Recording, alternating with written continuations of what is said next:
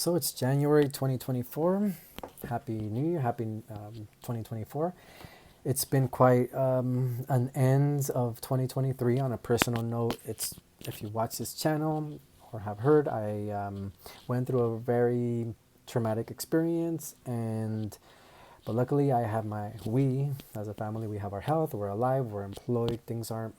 I know there's individuals who always have it worse. There's always somebody that has it worse. So um, thankful that we are okay, and right now we're just full force, just focused on one thing and rebuilding. And today's a new day, tomorrow's better and brighter, and it's just having that optimistic mindset. I have a great support system.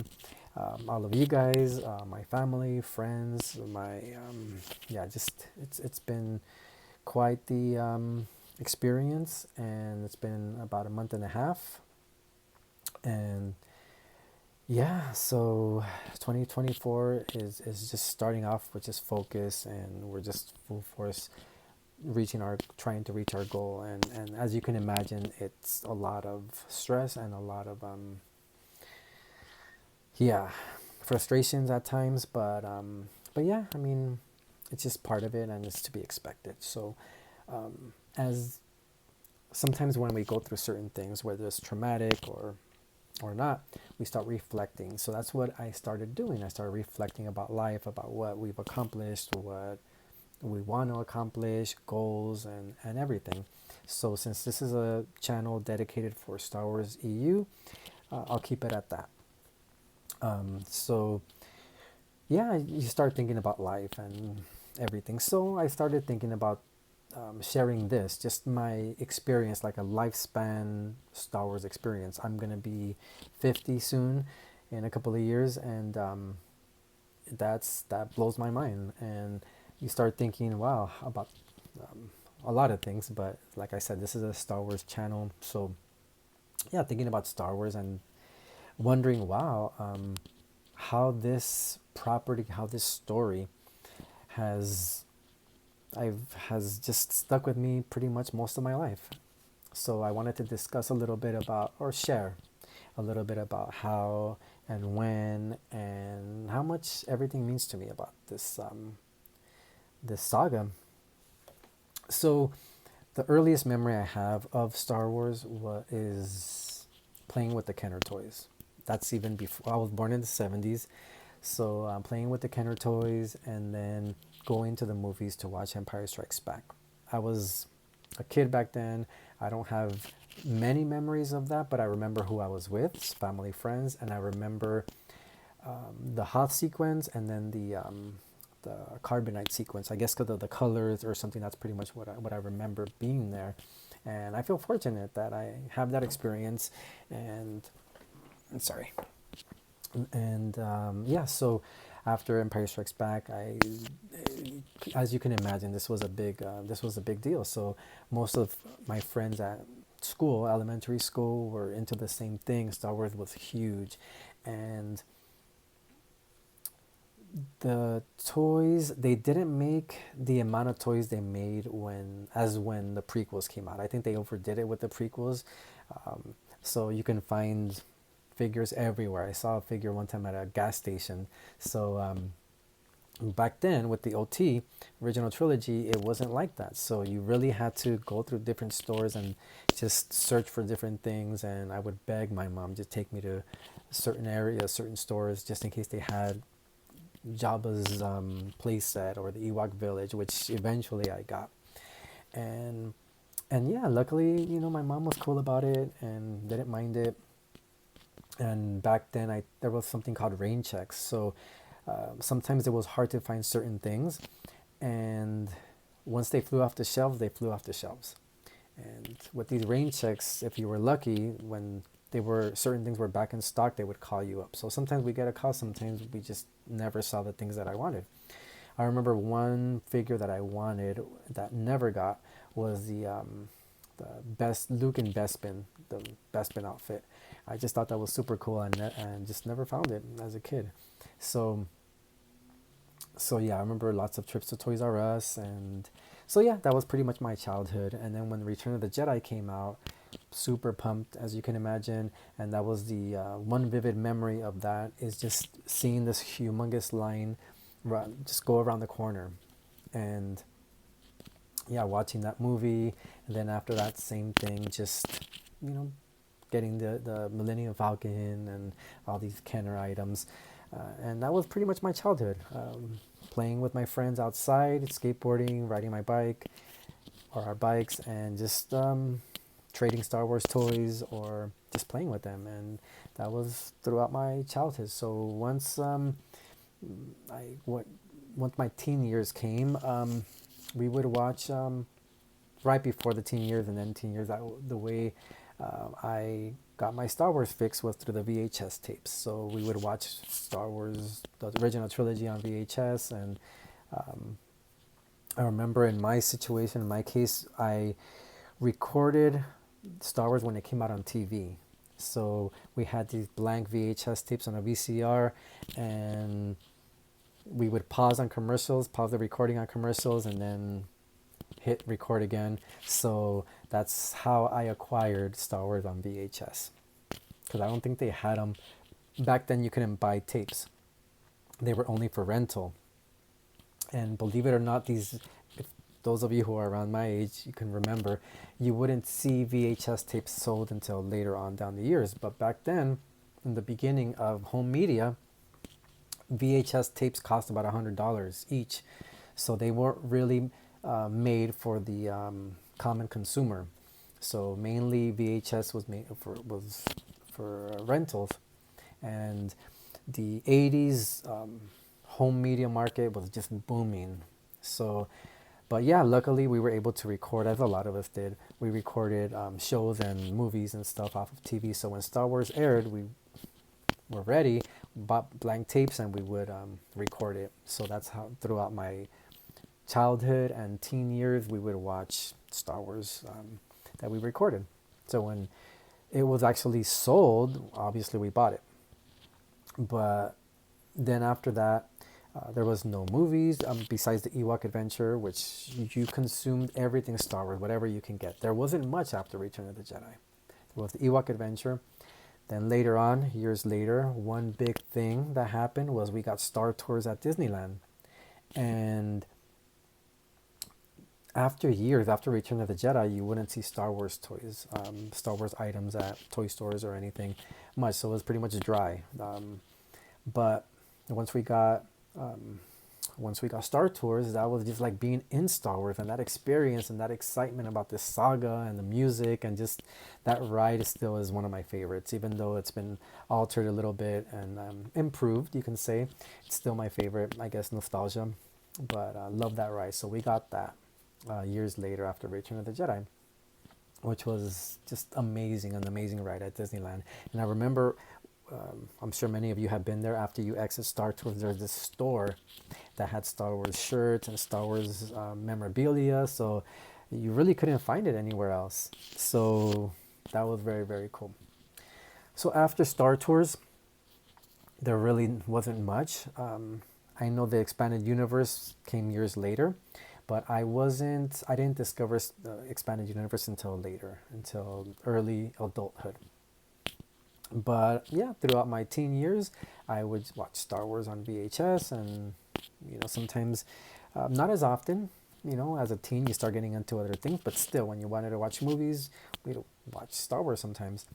So people knew I was a massive fan, and even though Star Wars wasn't everywhere as it is now, people who knew me knew I was a massive, massive fan.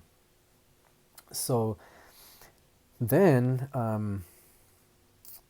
then George, we started hearing about rumors about George Lucas wanting to go back and retell, or not retell, telling the story of Anakin, of Darth Vader, doing a prequel. So we were pumped, and as it became official, when it became official, wow, we were extremely, extremely excited. So that Star Wars was going to be back, and we had had a movie in over 10 years, and we were just extremely, extremely, extremely excited. And I remember also, once it became official, on the Star Wars Insider, that's how I would follow the news. There was a column that was titled Rick McCallum, which was the producer, Rick McCallum's prequel update or something of the sort. And that's the first page I would look. I would get the Insider and then just look to see if there was any behind the scenes or any little thing that he would give us, any details about the prequel update by Phantom Menace. It hadn't been titled yet, so episode 1. We were just devouring that magazine. So every few months, I think it came out every 4 months or something, I forgot. But I would look at that update. So I was getting older, and that Star Wars was, as in early adulthood, it was the prequels being ready to be made and being released. So, which took a while, which took years, but that was extremely awesome. At the same time that the prequels were being produced, were being filmed, that's when I discovered the expanded universe, and this is about when I was 20. So I was about 20, something like that, 21. And I've told this story before, but just in case you haven't heard how I got into expanded universe, it's part of this whole lifespan Star Wars and experience. So yeah, I was early 20s, and I was in a comic book shop and I saw Shadows of the Empire Evolution #1. I pulled it out because the cover popped. So I got it, and I was aware that there was some novels and there was some comics, but never really caught my eye. I thought it was kind of like, I don't know, like certain other properties that have books that really don't relate to the movie, and really didn't pay attention to it. So out of ignorance, I just didn't know. So I started skimming through it, and I thought, wow, this artwork is amazing. I love comic book art. My favorite artists are Todd McFarlane and Michael Turner. So I love comics. So I would collect comics at that point. And yeah, I love Star Wars, so I thought, why not? So I asked the gentleman that worked there about these. So he explained, and that's when he opened up the rabbit hole. And I fell right in. I bought everything as much as I could, and I just loved hearing about that everything was connected. And I asked him, what do you mean? Yeah, everything connects to the movie, and the comics connect to the novels. And so it's to show you that the continuity is what attracted me most. Besides the artwork, it was the continuity of everything. So, and I'm a skeptic, so I was like, and I bought some, and I started noticing this, and I'm like, okay, I was all in. So first novel I read, I believe, was Shadows of the Empire. Loved it, and that just blew my mind how it filled in the gap between the movies, between 5 and 6, and the plan of rescuing Han Solo, and how Luke Skywalker acquired that green lightsaber that's never explained until this book. All that just blew my mind. At the same time, I bought Shadows of the Empire, the game. So me and my brother-in-law back then, vivid memories, playing that game over and over and over with him, and just fun times.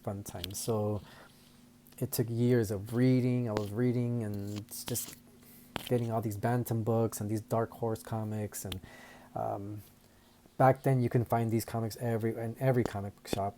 They were easy to find, not like now.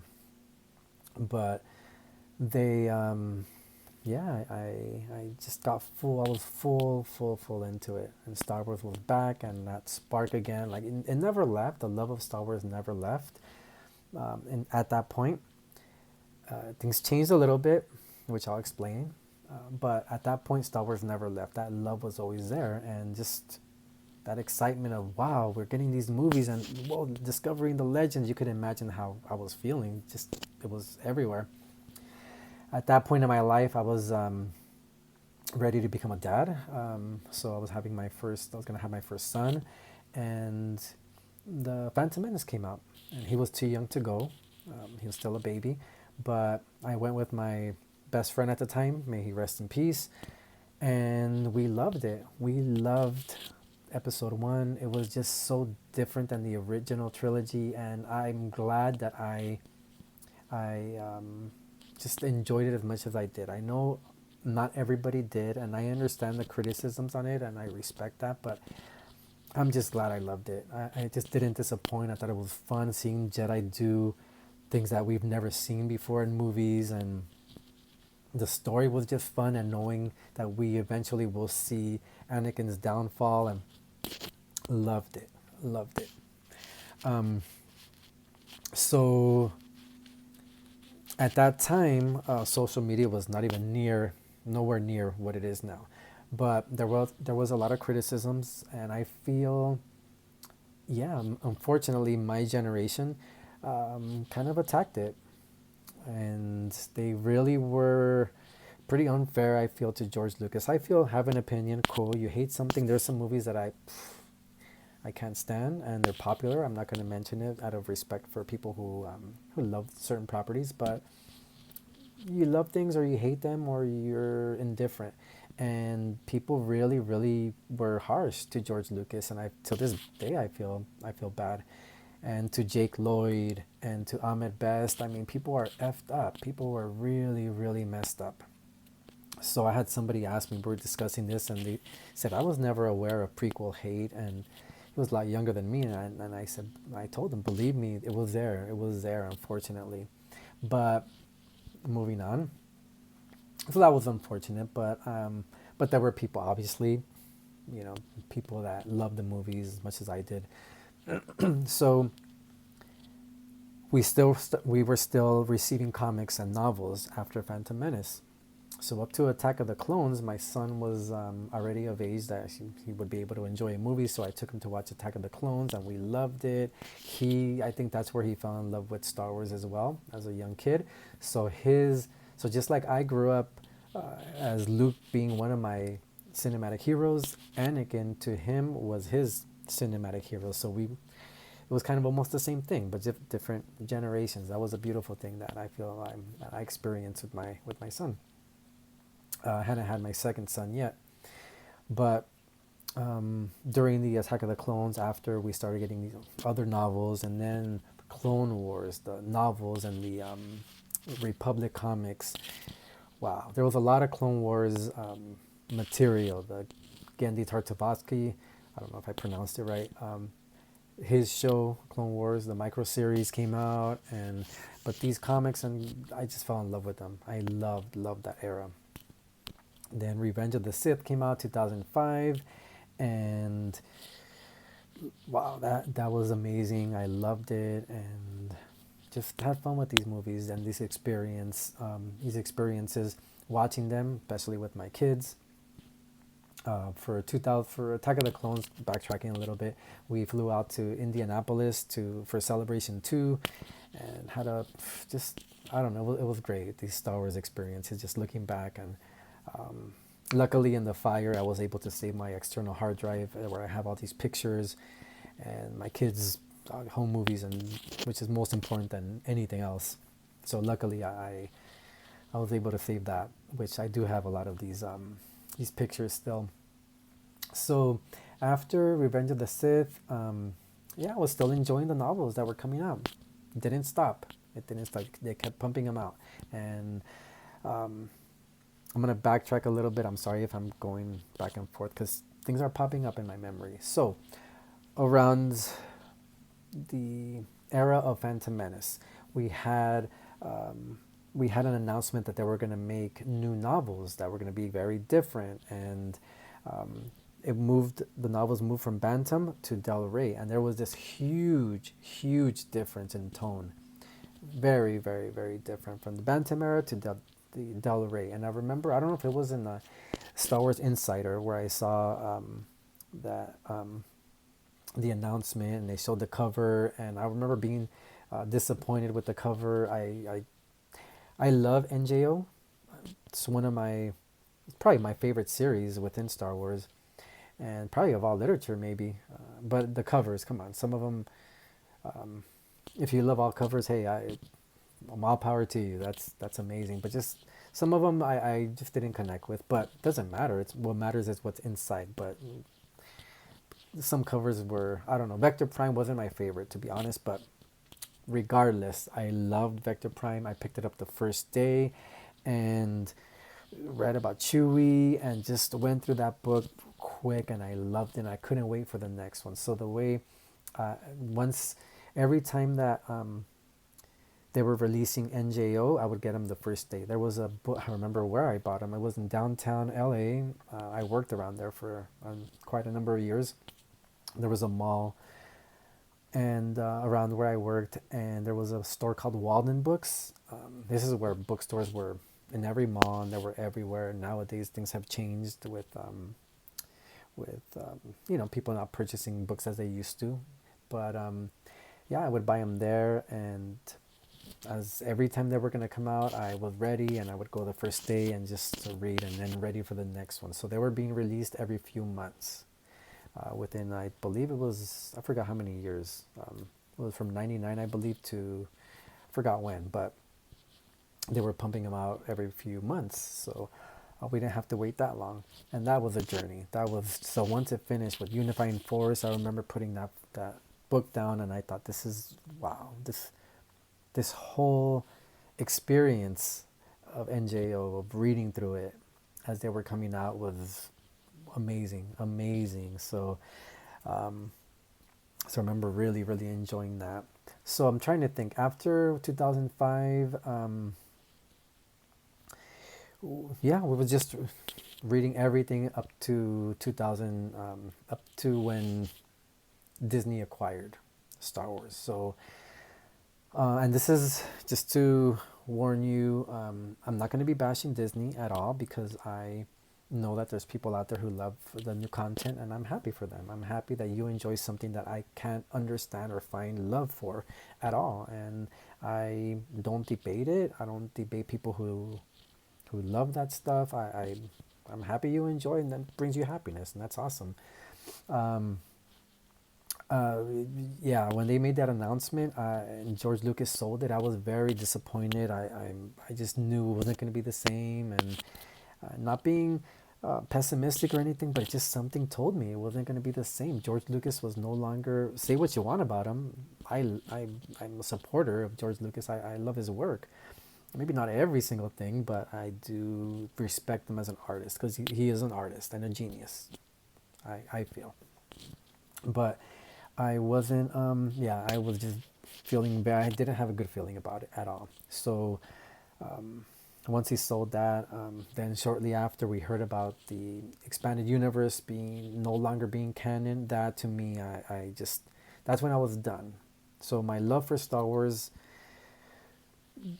yeah, I wouldn't say the love, like I had no more love for it. I love Star Wars, but I needed a break. So I remember being so upset about it that I got the books, I put them away. I didn't want anything to do with Star Wars at the time, and this was my journey. This, people handled it different. Some people were happy, and some people would tell me, "Hey, why aren't you happy? We're getting new movies." And no, this expanded universe to me is, Star Wars is bigger than the movies, and you don't understand because you haven't read these books.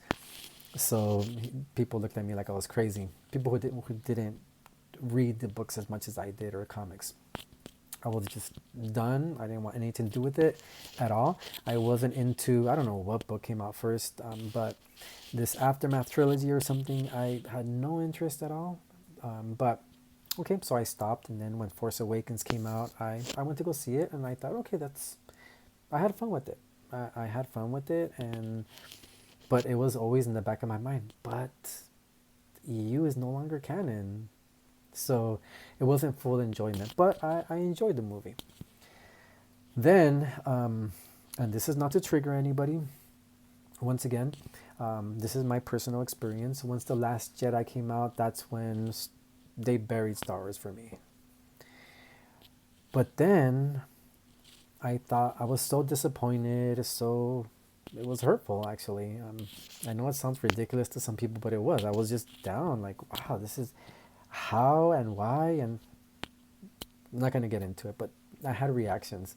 Um, but then all of a sudden I thought, wait, I have a lifetime of just being able to read and reread and reread so many books. It would take years to finish it from beginning to end, as far as the continuity and storyline, and be, from Dawn of the Jedi all the way to Legacy 2. I thought, wait a second, I have all these books that are amazing. So I started delving into them and feeling that love again and excitement and reading. I went back to Shadow of the Empire and then Outbound Flight and then just reading the NJO again and um, so many memories. So that brings us up to present day, and that love of the expanded universe of Legends is still going strong, and I appreciate it for what it is.